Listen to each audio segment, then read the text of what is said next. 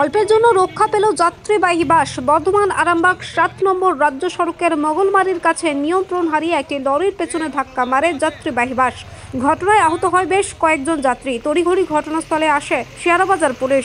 আহত ব্যক্তিদেরকে উদ্ধার করে চিকিৎসার জন্য পাঠায় পুলিশ এবং বাসটিকে উদ্ধার করে পুলিশ। তারপর পুনরায় যান চলাচল শুরু হয় বর্ধমান আরামবাগ রোডে। সূত্র মারফত জানা যাচ্ছে, বর্ধমান থেকে আরামবাগের দিকে আসছিল বাসটি।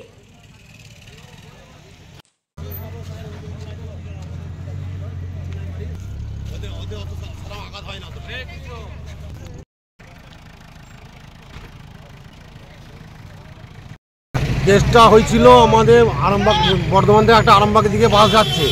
বাস যাওয়ার পথে গাড়ির ড্রাইভারটা লরিটা পেছনে মারে, লরিটা মেরে একদিন ডান সাইডে একদিন ঘুরে চলে যায়।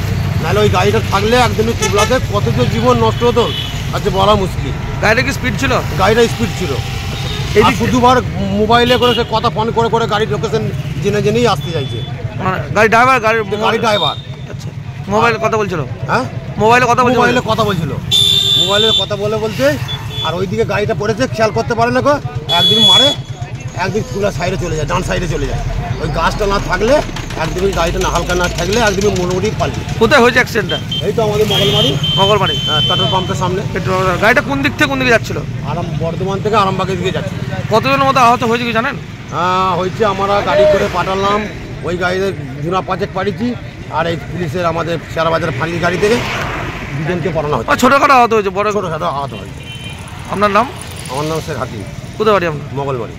ব্যুরো রিপোর্ট, কৃষক সেতু নিউজ বাংলা।